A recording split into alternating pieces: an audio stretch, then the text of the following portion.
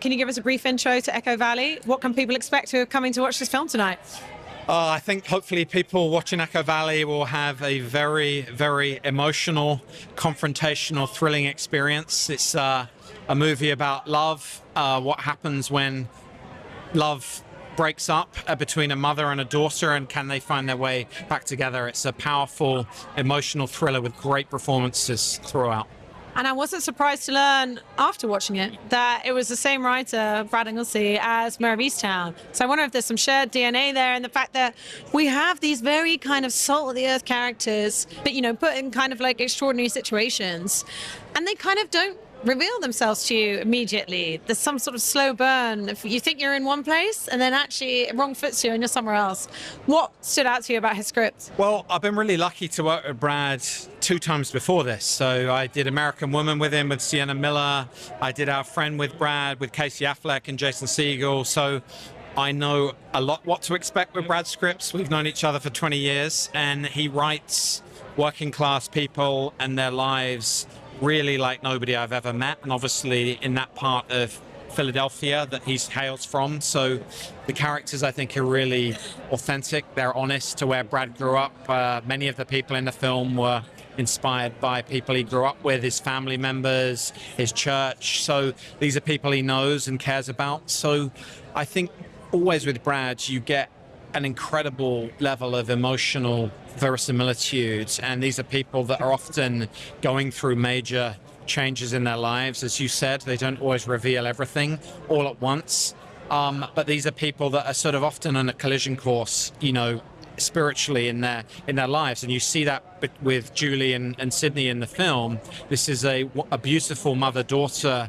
relationship that once was and now has collapsed, and these are 2 people that are now lost and broken and damaged in different ways. Their coming back together is really going to be not simple at all. And I think the film was about unconditional love. It was about parenthood. It was about how far do you go for your children, even when they are in a great cycle of danger and problems in their lives, and how do you make sense of that? So those are the questions we really wanted to answer in the film. I was really obsessed with Beast a few years back, and it does feel like Michael Pearce seemed like the perfect director for this film, I guess, both in the sense of in the way that it cuts across genres. You know, you've got kind of this intimate family drama coupled with these thriller elements, but yeah, also leaning into that kind of moral ambiguity. So why was he the perfect director? I mean, I'd wanted to work with Michael ever since I saw Beast. He's, you know, a fantastic guy, a fantastic filmmaker. He was the first director I sent the script to,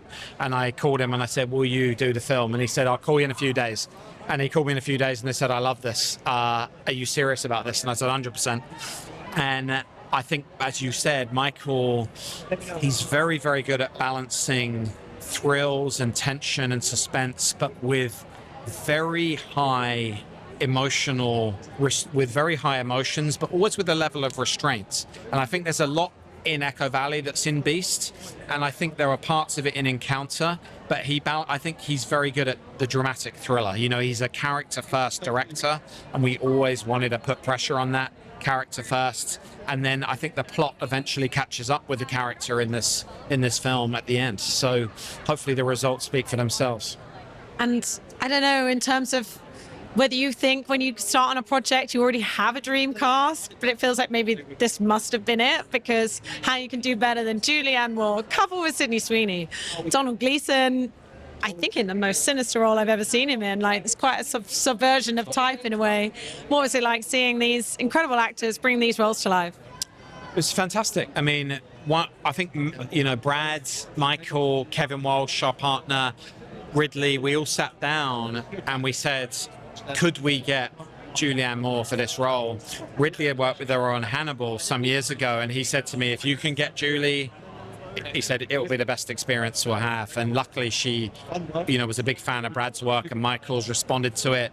And Sydney and Julie had always wanted to work together. I mean, obviously we were blessed with Donal, Fiona Shaw, all our great cast in this. But I think obviously to get this movie right, it is really about that mother-daughter balance and you know, connecting with both of those characters in different ways. And also, I think probably not connecting with them, finding them also at times repugnant in ways, you know, and that was part of, you know, what we wanted to create.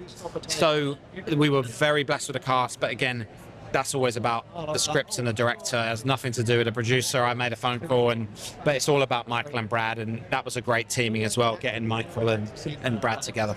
And seeing how, you know, maybe there's something refreshing as well to see these incredible Hollywood actresses, which we maybe do see in very sort of glossy productions, take on these really raw, visceral, morally ambiguous roles. And I think in both the case of Julianne and Sydney, we sort of see them go to these really dark places. So was that also something very refreshing to see on screen?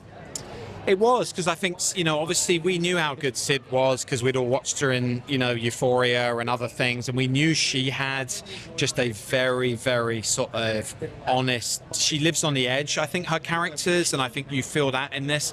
And I mean, Julianne's, I mean, she's one of the greatest actresses in the world, isn't she? So sometimes I always say the best thing is to get out of the way and let great actors work. And you know, we all talked a lot about that. And I think, you know, their dynamic in the film, hopefully, you know, really speaks for itself. And there were some difficult, you know, there were some really difficult, upsetting scenes in the film. I mean, you've seen the film, and there's one scene where they get physically violent with each other, and it is really, I remember the day we shot it, and it was really difficult for everybody. I think it was emotionally exhausting for them. It was emotionally exhausting for us watching it, so I can't imagine what they were feeling. But, you know, when you're trying to create something interesting and you're trying to really pull on the thread of some artistic endeavor, then you got to go for it. And luckily, they're two actors that go for it. And in terms of what people can walk out the cinema thinking, feeling, I guess, you know, you're along for the ride, being in the grips of this thriller, the twists, the turns, you honestly do not know where it's going. But then also perhaps raising some questions. What would I do? Would I go that far for someone I love? Is unconditional love sometimes a terrifying thing as well as an amazing thing? You covered it all. I mean, we wanted to pose that question. As a parent, your unconditional love for your children is inherent, but really what happens when, you know, that breaks down, and if your child or your children are in a cycle of real problematic behavior that's affecting not just themselves but people around them, how far do you let it go? And I think for Kate in the film, you know, so well played by Julie, she is alone when you meet her. She's lost a lot of things in her life. You know, her relationship with her daughter is the only thing she has left. So it's really, really difficult to let that go. You know, as a human being, you define your worth sometimes by what others put on you. And I think that was a message we really were interested in exploring in the film. Is it is unconditional love, but it's also self-awareness. It's also having moral clarity. It's trying to remove moral confusion. And that is those lines are really complicated in our lives as people, in our lives as family members, in our lives as parents, you know. And I think hopefully everybody that watches this film will think about, what would I do in this situation? I mean, we play this out in the most extreme way. I mean, it's not every day somebody walks and says, yeah, I've got a body in the back of my car. But, you know, I think hopefully the film asks some really difficult and important questions about love and family life and how do you get it right, because we often fail, and when you do get it right, it's probably very gratifying, and when you fail, it's really hard. And very quickly, what are you going to be working on next? I know you're working with Ridley Scott on this Scott Free? Yes. We're currently shooting The Dog Stars in Italy. With Jacob Elordi and Margaret Qualley and Guy Pearce and Josh Brolin.